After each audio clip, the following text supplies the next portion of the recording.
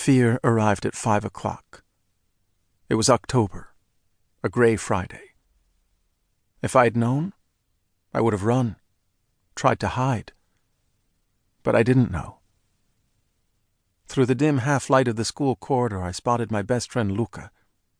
He walked toward me, passing the tedious sign shouting from the concrete wall, "New men of Romania! Long live communism, the bright future of mankind!" At the time, my mind turned on something far from communism, something more immediate. School dismissed at 7 p.m. If I left at the right moment, I'd fall into step with her, the quiet girl with the hair hiding her eyes. It would feel coincidental, not forced. Luca's tall, thin frame edged in beside me. "It's official. My stomach's eating itself." "Here." I handed him my small pouch of sunflower seeds. "Thanks.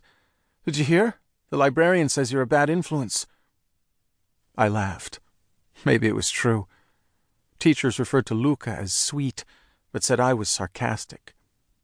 If I was the type to throw a punch, Luca was the type to break up a fight.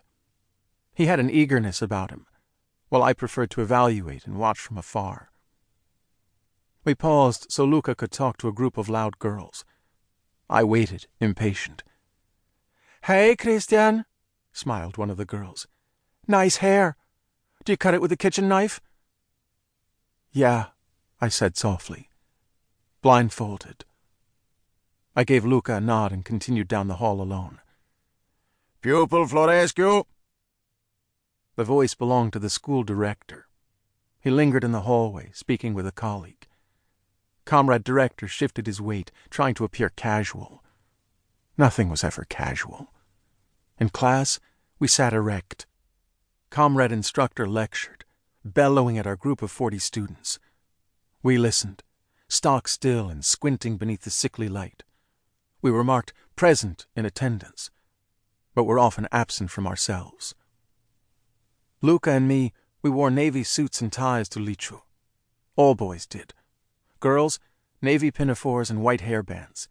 Embroidered badges sewn onto our uniforms identified which school we attended. But in the fall and winter, our school uniforms weren't visible.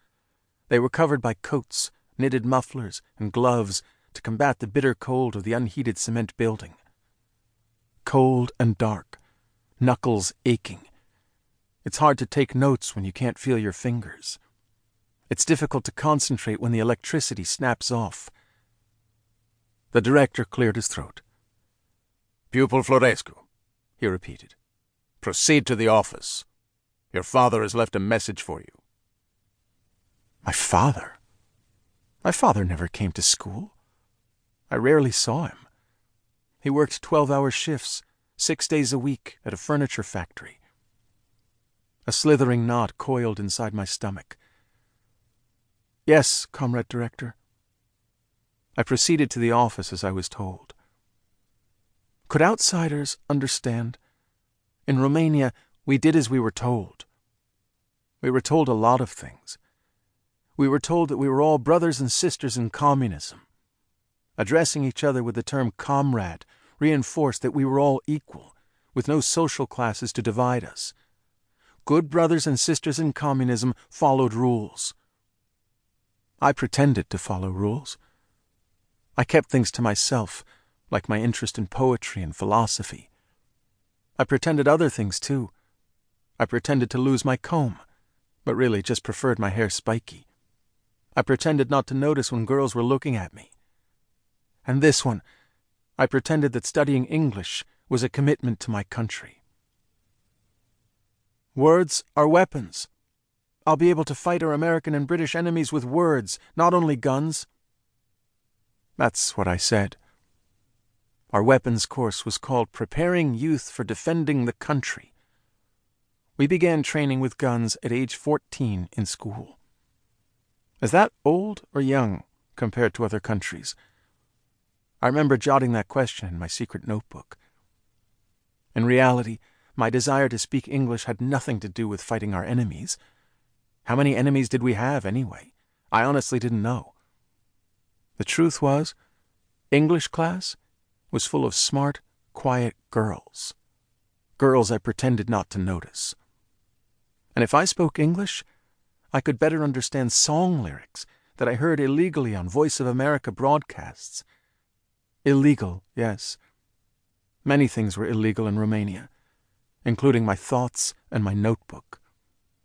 But I was convinced I could keep everything hidden.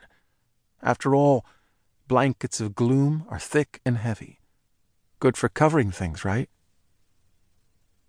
I proceeded down the dark hallway to the office. I was an idiot. I just didn't know it yet.